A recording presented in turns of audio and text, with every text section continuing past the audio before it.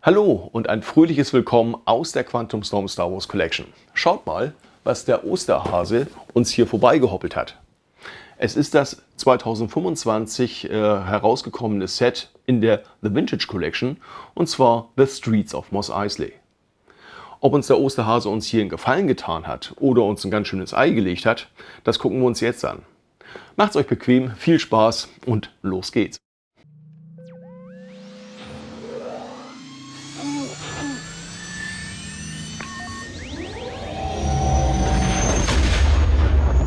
The Quantum Storm Star Wars Collection.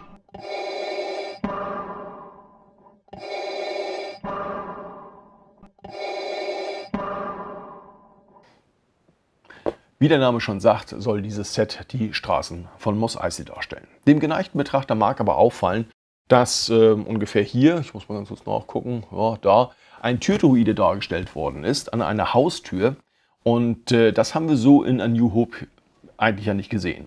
Der Türdruide wurde erstmals eingeführt in Return of the Jedi. Da war ja der Torwächter, wenn man so möchte, an dem großen Eingangstor, wo C3PO und R2D2 vorstanden. Aber in Mos Eisley war der so nicht zu sehen. Erst in The Mandalorian wurde der Türdruide dann tatsächlich an einer Haustür eingesetzt. Und zwar in der Szene, wo der Mandalorianer dann zu dem Auftraggeber hin möchte.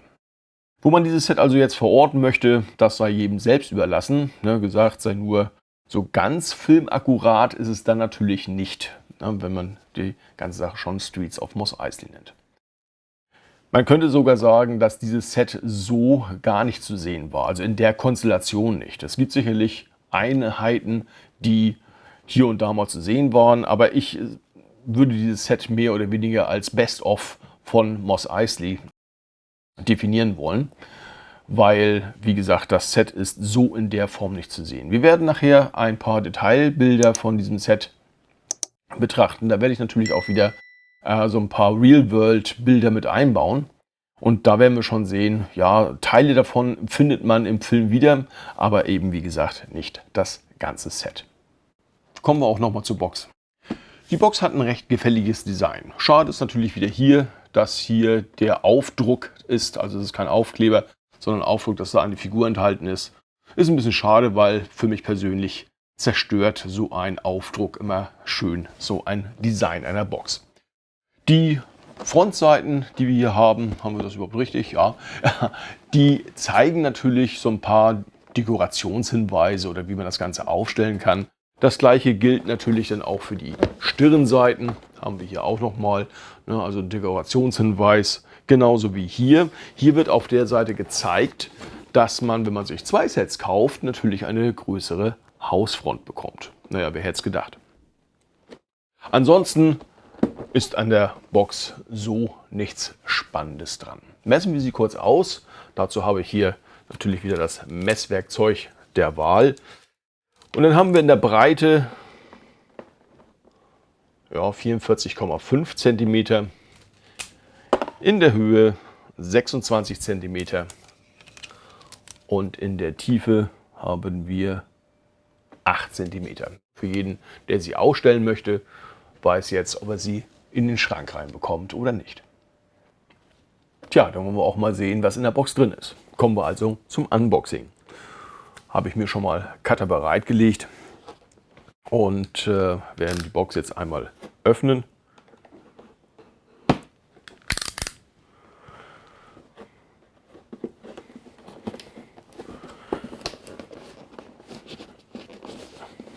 So. Doch.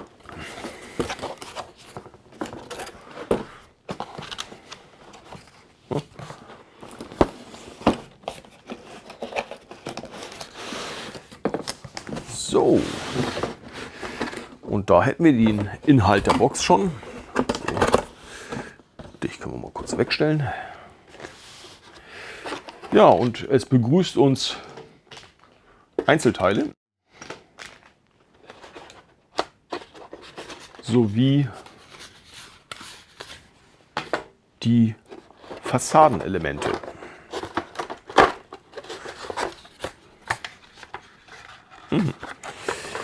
Auch hier müssen wir noch ein bisschen dran rumschnipseln.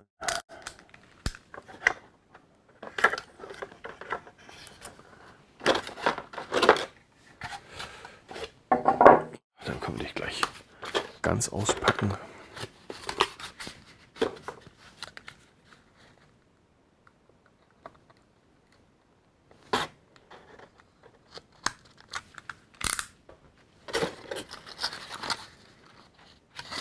Ah ja, bei der Aktion gleich mal ein bisschen zu tief geschnitten. Schon ein Kratzer drin. Naja, sieht man vielleicht nachher nicht mehr. Wir schauen mal. Gut, das können wir alles wegpacken. Und wir arbeiten uns zur Figur vor. Das ist ja der Java. Der Java hat die VC-Nummer 342. Und auch hier, wir sehen wieder, die Karte ist unpunched. Das ist schon mal sehr schön. Hat natürlich das Kartendesign TVC 2.2 mit dem neuen Design, mit dem abgesetzten, was wir hier haben. Ja, sehr schön. Gibt es natürlich auch nachher noch Detailbilder. Stellen wir das Ganze mal hier hin. Gut, wir graben uns weiter vor. Hat so ein bisschen was von Indiana Jones. Ne, Ausgrabungen. So, gucken wir mal. Ah, da ist auch noch was drin. Ansonsten ist die Box aber jetzt leer. Okay, was haben wir hier? Wir haben hier noch einen Container. Ist das überhaupt ein Container? Weiß ich gar nicht. Könnt ihr mir nachher mal in die Kommentare reinschreiben, was das hier eigentlich darstellen soll. Also das hier, das sollen wohl Boxen darstellen. Zeige ich natürlich nachher auch noch alles im Detail. Aber soll das hier ein Container sein? Soll das was anderes sein? Hallo. Das nenne ich ja mal zugeklebt.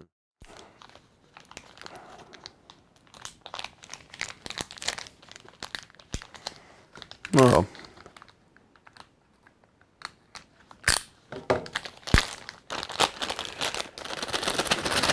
Muss eben dann auch so gehen.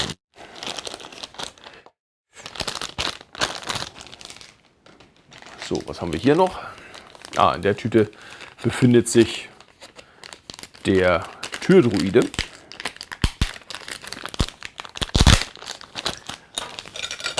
Also bitte nicht wundern, falls sich hin und wieder mal das Gesicht verzerren sollte. Das liegt daran, dass der Arm kaputt ist.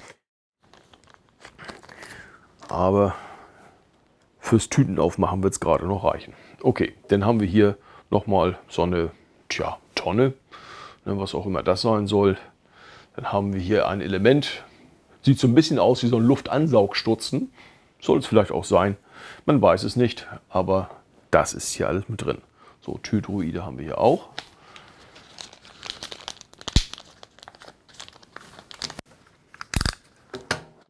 Kriegen wir dich vielleicht auch so auf. Ja, das funktioniert. Klimper, Klimper.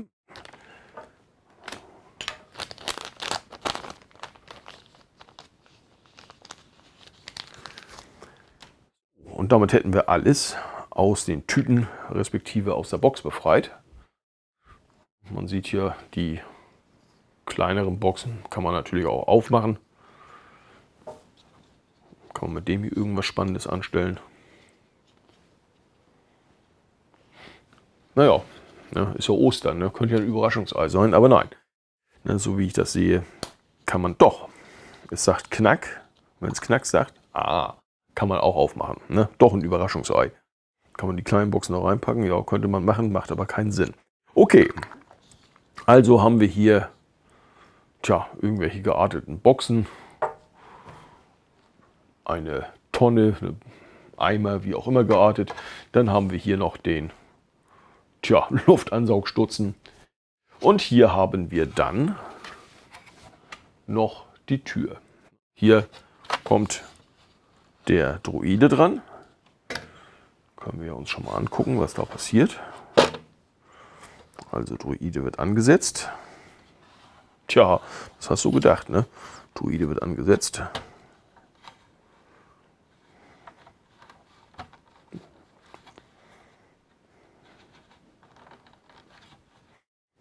So, passt hier nicht ganz drauf. Ach so, nee, kann auch nicht ganz drauf passen, weil ich sehe gerade, wir haben hier hinten so einen Joystick und können den Türdruiden also sozusagen bewegen von hinten. Joystick sehen wir hier. das ist der Joystick. Offensichtlich können wir die Tür auch auf- und zuschieben. Das ist schon mal sehr schön. Ne, einmal Tür auf, Tür zu. Wie sieht das Ganze von vorne aus? Sehe dann so aus. Einmal Tür auf, Tür zu. Das ist schon mal sehr schön gelöst. Können wir auch mit einem Knick verriegeln. Das ist auch sehr schön. Das heißt also, die Tür geht nicht einfach nur so auf. Ja, das ist sehr schön gelöst. Das gilt für die andere Seite auch. Das geht also nicht einfach so auf. Okay. Gut. So, dich legen wir mal kurz hin. Und dich wieder weg. Tja, was haben wir hier sonst noch? Was können wir machen? Wir haben jenes Element.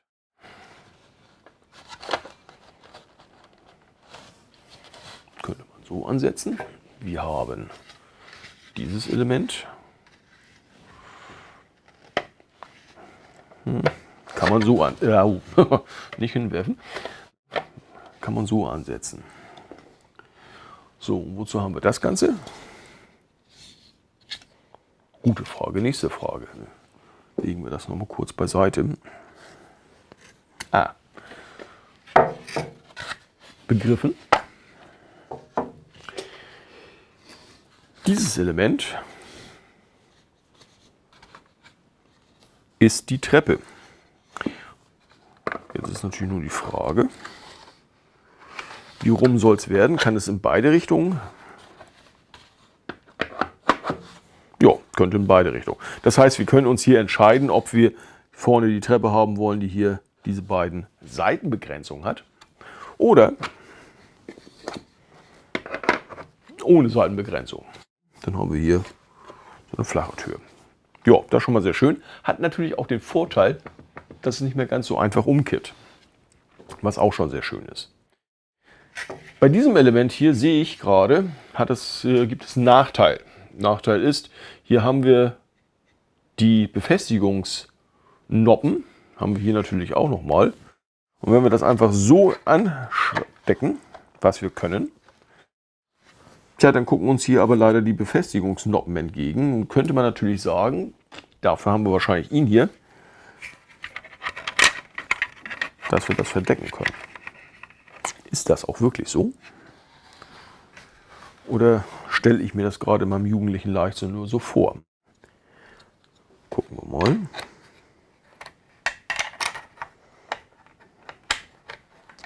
Ja, das habe ich mir wahrscheinlich nur so vorgestellt. Nee, das passt hinten und vorne nicht. Ja, das ist ein bisschen schade, weil das ist natürlich etwas, wenn man das jetzt so darstellen würde wollen, ist das hier natürlich etwas störend. Guck noch mal ganz kurz.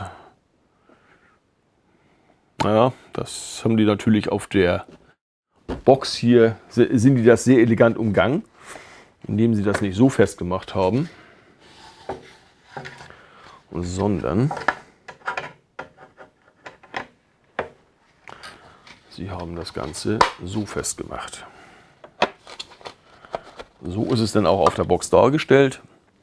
Und das Ding, das hat man dann einfach hier an die Seite gestellt. Stimmt das? Ja, mehr oder weniger ist das richtig. Ja, also einfach mal so dahingestellt. Kann man das auch hier hinstellen. Gut, das ist natürlich etwas, was sofort umfällt, wenn man das Set bewegt. Weil richtig festgemacht werden kann das hier nicht. Das ist natürlich schon wieder so ein Punkt, der, kommt's her, leicht schade ist. Man sieht also schon, da ist ein kleines Manko drin.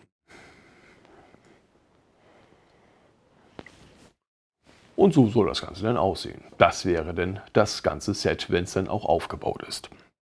Ja, man kann natürlich hier so ein bisschen variieren. Tu mal wieder weg. Ja, Variation.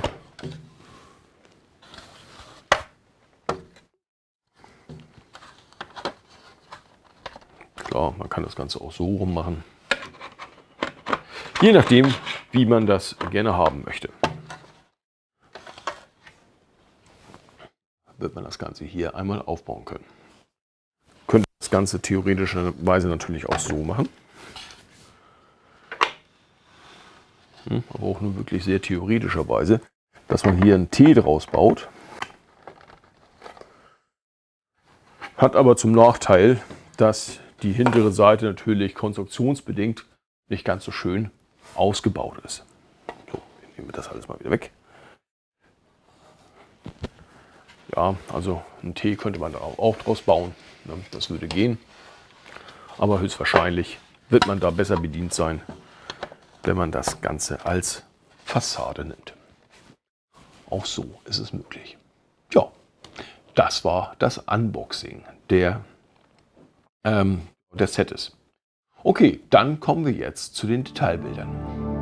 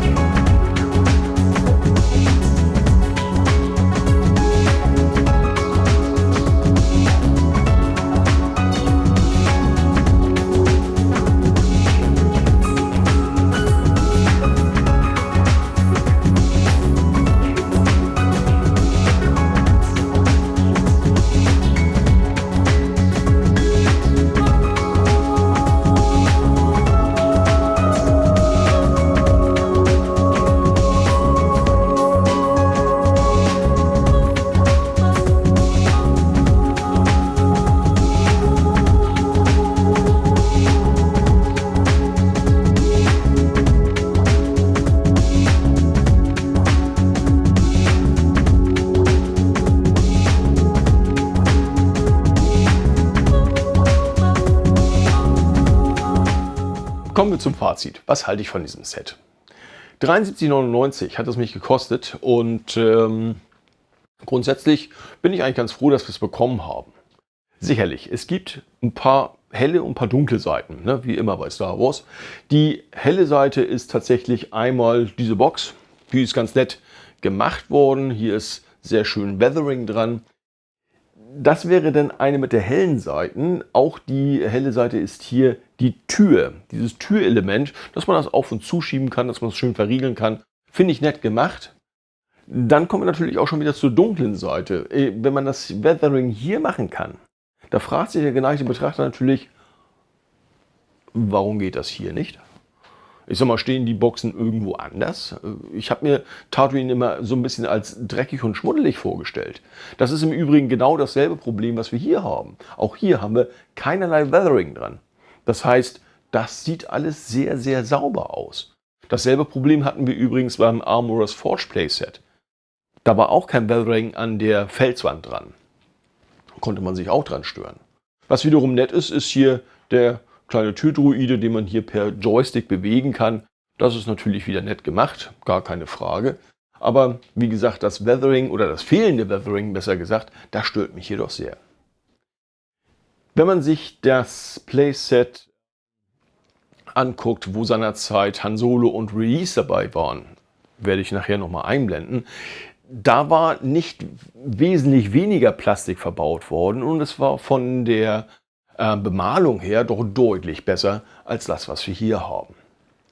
Und wenn ich mich nicht ganz falsch entsinne, lag ich da irgendwie bei 67 € bei diesem Set. Zumal da gab es, wie gesagt, 2 Figuren. Hier gibt es eben nur die eine Java-Figur dabei. Gut, also was kann man unterm Strich sagen? Ja, das Set, wie gesagt, nett, dass es da ist. Es fehlen hier so ein paar Sachen.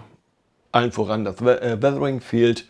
Und dass ich diesen Luftansaugstutzen nicht wirklich fest bekomme. Der wird mir immer wieder umfallen, das weiß ich jetzt schon. Das finde ich auch nicht wirklich gut. Ne? Klar, ich kann ihn jetzt frei positionieren. Ne? Da kann man jetzt halten, was man will von, aber er wird mir andauernd umfallen und wahrscheinlich finde ich das schon relativ nervig, dass das passieren wird.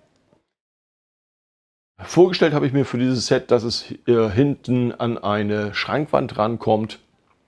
Und dass ich mir hier noch ein bisschen bedruckte Pappe ransetze, damit das Ganze so ein bisschen mehr Tiefe bekommt.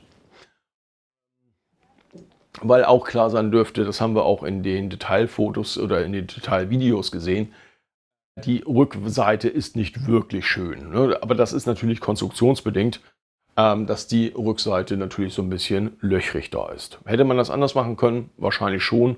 Hat man es in der Vergangenheit anders gemacht? Hat man auch nicht gemacht.